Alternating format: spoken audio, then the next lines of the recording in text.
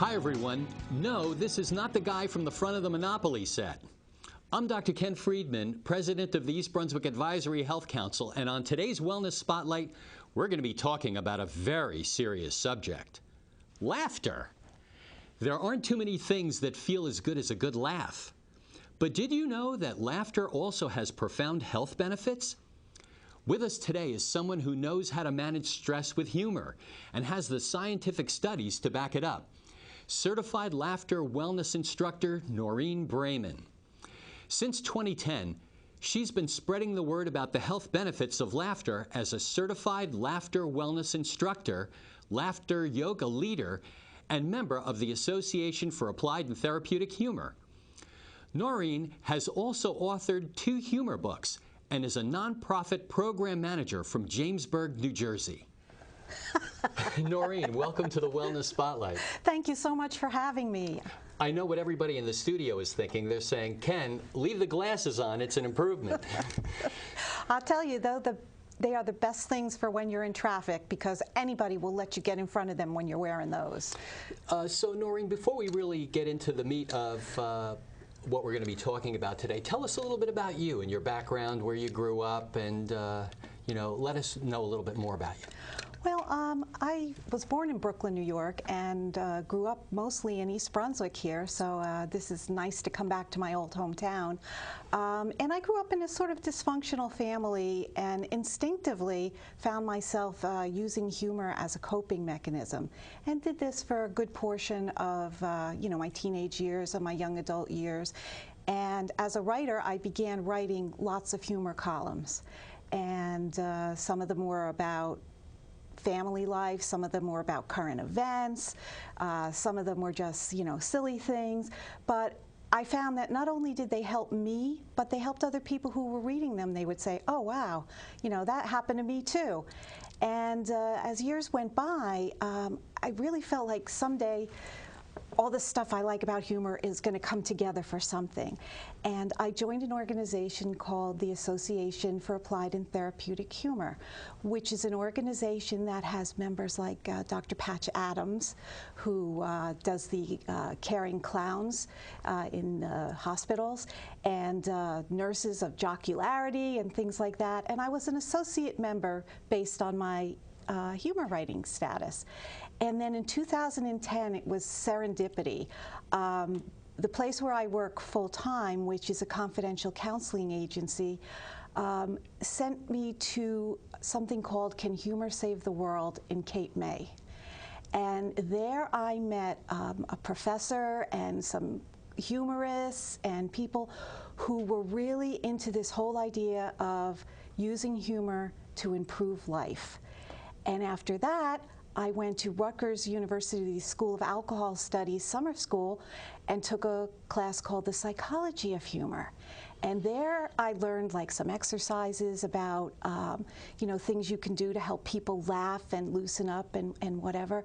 And the final thing was getting an invitation to go to a training to become a laughter yoga instructor. And once I learned about laughter yoga, this all came together for me. The writing, the learning about laughter, the therapeutic use for it, the fun, and the health benefits. So what are some of the things that make you laugh? Things that make me laugh mostly are things that I can identify with. I like the idea when the producers of the show Everyone Loves Raymond, I went to a talk with them, and they said what they did was sit around every Monday and talk about what happened on the weekend. That was funny. And they use that as the basis for the show. And that's the kind of thing that makes me laugh. Life makes me laugh. Do you have a favorite comic? I love Bill Cosby.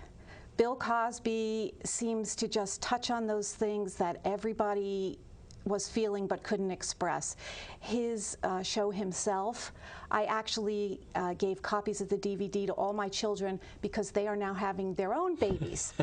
And I wanted them to learn about, his description about what labor is like and what raising children is like, because he hits it right on the head. And what's your favorite comedy of all the movies that are out there? Of all the movies that are out there that are funny, oh, I love My Cousin Vinny. because it's just such a culture clash, and the malapropisms. And actually, the person who played the judge, Fred Gwynne, he actually wrote a children's book called The King Who Reigned, but he used the word rain as in rainfall, and he did a whole book like that of funny things. Favorite line from My Cousin Vizzy? I like the positronic driving, because positronic traction, because I had a car with that once, and I never knew what it was. So how can people find the ability to be able to laugh when we live in such stressful times, where every time you listen to the radio or you turn on the television, there's always some story about somebody or something that, where there's problems throughout the world. How do you get people to be able to find humor when we're surrounded by so much suffering and strife, a hard economy? Well, there is part of the laughter yoga theory is that you learn to laugh for no reason as an exercise, because your body does not know the difference between whether you're laughing at something that's humorous or whether you're simulating laughter. Your body still releases the same stress-relieving hormones, reduces your cortisol levels, and actually can help reduce your blood pressure. So we teach people how to laugh for no reason. And when you do this as a coping stress mechanism, you get those same benefits. Now, I also teach people how to find humor that's safe. One of the things people can do in a workplace is, like I told you at the beginning, tell a story about what happened to you over the weekend that was funny. Tell something about yourself. Don't tell jokes about ethnic groups, about violence, things that are at someone's expense. Right. Never use someone else as the expense of a joke. Using yourself is probably the best way to go. Or sharing something funny that you've seen. I was famous in many of the offices I worked at for bringing in the headline bloopers from Jay Leno. And working in writing, we would always say, well, good thing it wasn't us, and we would enjoy seeing those kinds of things. So in the workplace, you can actually find some work-related humor things that you can bring in, and that helps people. People who laugh together in the workplace work together in the workplace. Do you teach employers to be able to help create a laughter environment? Well, one of the things that I helped and I participated in is this book called Humor That Works, 501 Ways to Use Humor in the Workplace. And the editor of this, Andrew Tarvin, actually solicited things that people have done in the workplace to help have safe humor that helps people work better together. And one of the things that I recommended was the fake newsletter. When I worked for the Middlesex County Cultural and Heritage Commission, I used to circulate a little newsletter around that kind of used a play on words for some of our programs, funny pictures about historic things that pertain to what we were doing, in the everyday workplace, and it really helped when we were up against the wall with something. I remember during my undergraduate years at Rutgers, and you probably remember from studying there, that once a year the Rutgers Targum would come out with an issue called The Mugrat. Right. Which was, all spoof stories. And we used to look forward to that issue all year long. Yeah, it really does help break the tension. And there's actually recently been a study at Johns Hopkins University that professors who use humor in their courses, their students actually retain the knowledge better than the very straightforward, no-nonsense type of delivery. Why is that? Because when humor engages, it's a cross-brain function. It engages both sides of your brain. So we do know that learning, when you're using more than one part of your brain, you're able to retain it better. We even see this in, with people who have learning disabilities. They often will utilize a different approach to get another part of their brain working to take in the learning, such as listening to a book rather than reading it, or writing things over and over again, because the muscle memory helps you retain it. So laughter as an activity like that engages both sides of the brain. I'd like to get back to your 500 ways to use humor in the workplace again, and see if you can share some other ideas that employers and employees can bring to the workplace to be able to make work more fun and also more productive. Well, sharing stories with each other, sometimes just sitting down and having a 10-minute laughter break. You know, bring something funny to the table, talk about something funny, or do a laughter yoga exercise which just lets you laugh for no reason. And one of the reasons why they work so well is because of the contagious nature of laughter. So if you have people in a meeting, and maybe they don't know each other very well, but if you all do a little laughter yoga exercise with a lot of eye contact and playfulness, you will find that the ice is broken. Even better than some of those traditional ice-breaking exercises that meeting planners do. So how does laughter yoga work? You know, if somebody's interested in laughter yoga, what happens when someone comes to you? Laughter yoga is based on the work of Dr. Madan Kataria in India. He actually studied Norman Cousin's book, Anatomy of an Illness, where Norman Cousin used humor to help himself get through a very serious illness. And he found that laughing for 10 minutes, hearty laughter, gave him 2 hours of pain relief. Now, it is difficult to find something funny that's going to make you belly laugh for 20 minutes. So Dr. Kataria came up with this idea of simulated laughter. And the idea is that when you start off simulating laughter in a group with other people, the eye contact stimulates what they call the mirror neurons in your brain. It's the same reason why you yawn when somebody else yawns, why you may sneeze when somebody else sneezes. It's this primitive brain reaction that you almost can't help yourself. So he came up with some of these exercises that you do in a group, looking at each other, maybe miming everyday things like brushing your teeth, but the only way you're allowed to communicate is by laughing. There's no talking, there's only laughing. And then in between that, you do some deep breathing exercises, because the whole idea of the aerobic exercise is to exchange that air, to get deep breaths, to get your heart rate up. So the laughing helps it, and then you do the deep breathing to exchange the oxygen. Now, is this done sitting, standing, lying down? The great thing about laughter yoga is it's adaptable for people of all fitness levels. It doesn't require posing in the traditional sense of yoga. The word yoga more or less applies to the breathing, which they call pranayama. But exercises can be adapted to be done in a chair. There are some that can be done on the floor. You can stand if you want. There are things that are more active for those who are able to do that. But I've done sessions with seniors with mobility issues, and we've done all the exercises in a chair. I've worked with children who are, want to bounce off the wall, so we give them more active things to do. I've worked with people who have cognitive issues where you may be an elaborate explanation of, now we're going to pretend to do this, doesn't really work, and just miming something for them to copy works very well and helps the laughter. How do people find out about you? Are they referred by other physicians, or how do they seek you out?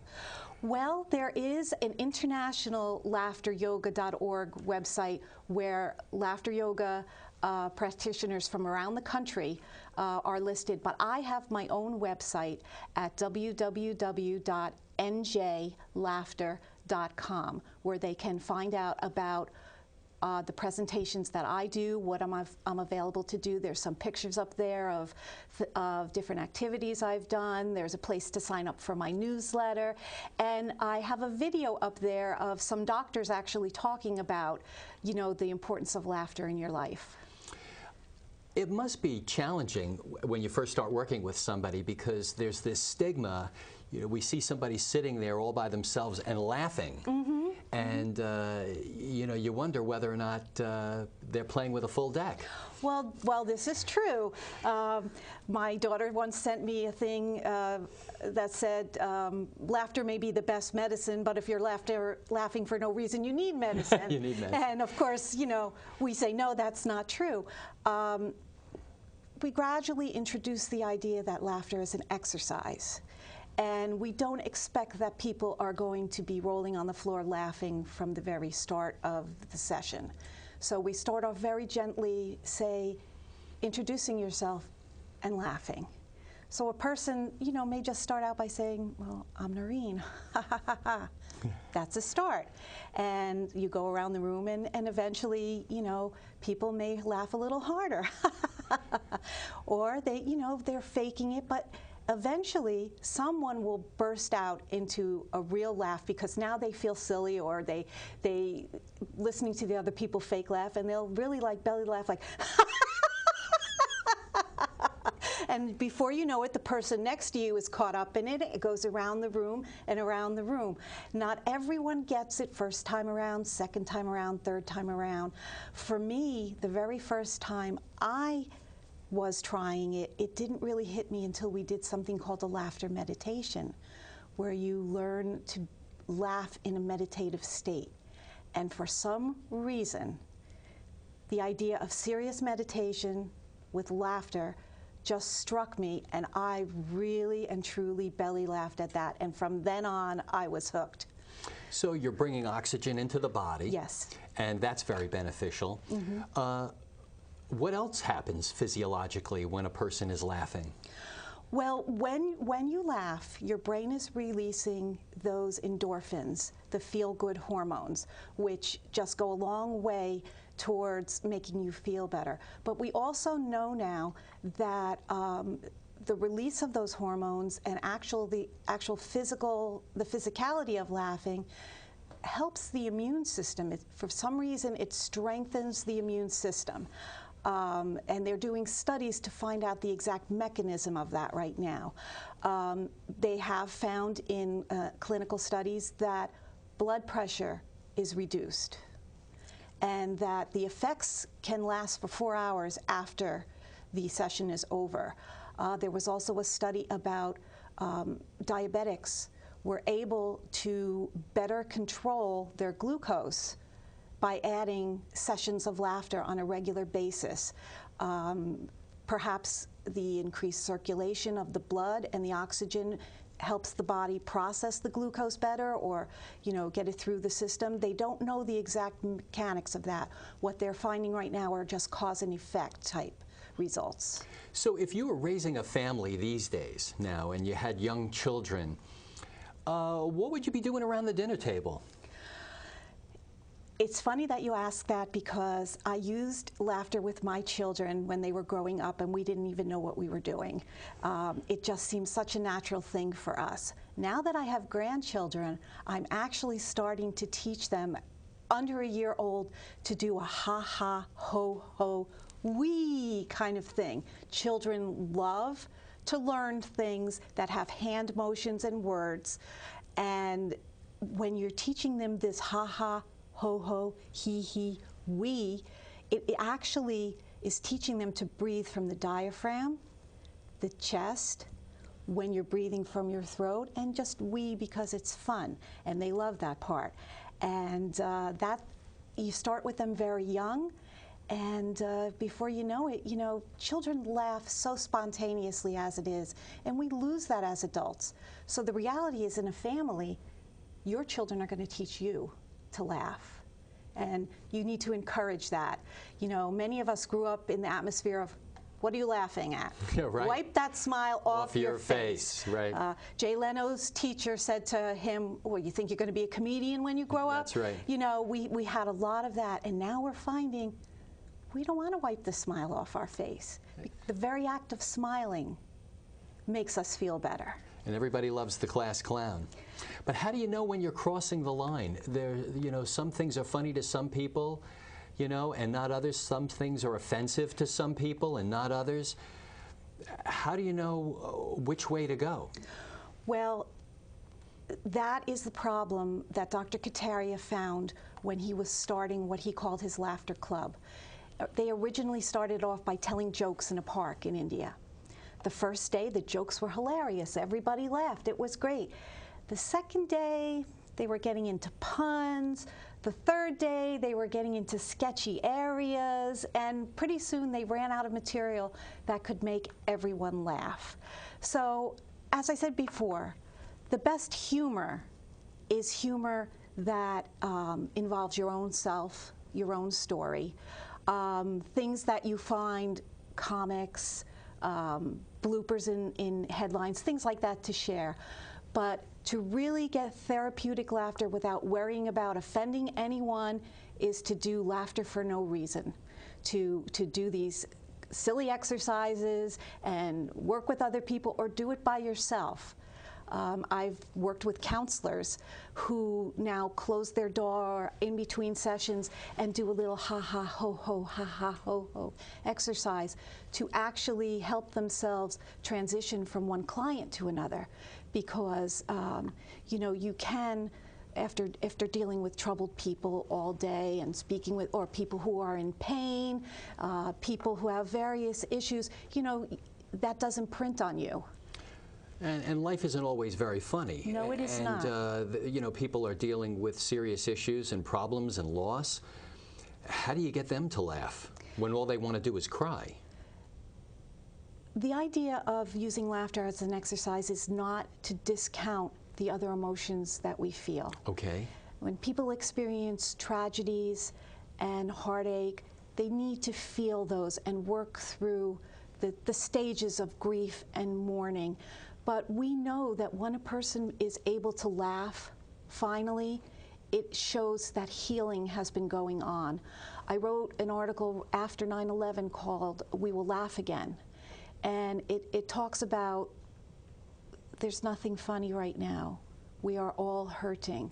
But we will know that we are recovering when we can laugh again, because it's a sign of strength.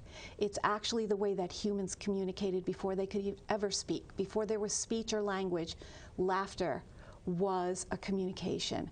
And it sort of touches the person you're with to put you on the same level. And as you're going through a hard time, even when, you know, when you see people who are dealing with you know, hard things they have to go through, funerals and things like that, you will often hear laughter, because now they're talking about the person they've lost and remembering the funny times and the happy times, because you find comfort in that. And laughing about your loved one that you've lost, again, cements that memory in your mind of that person and makes them alive in your memory. So you go through the stages, you deal with your stress, and then you use laughter as a coping and relief mechanism. Is crying the opposite of laughter, or is it indifference? Crying and laughter are not the opposites of each other in an emotional sense, because people will cry when they laugh. Crying is an emotional outlet that can be caused by many things, not just sadness. So often it happens in laughter yoga that people laugh so hard that they cry. And this is why we do a guided relaxation at the end of a laughter yoga session, to help people become more grounded, to, you know, get their emotions all back in line, to be relaxed, and to go back into the regular work day feeling refreshed and relaxed. So, you know, we don't discourage crying. Crying is just as good emotional release as laughter. You know, I see that you have a couple of books with you. Mm-hmm. Could you tell us a little bit about each one? Yes, this is my book, Treading Water, which is all my humor columns that I collected and tried to put in one place. And in this book, readers find that I talk a lot about my family, a lot about my children and their friends, and things that happen to us. And in the dedication, I say, you know, this is dedicated to my children who laughed with me even when things weren't funny. You know, we've had some stressful times and whatever, but the laughter has held us together.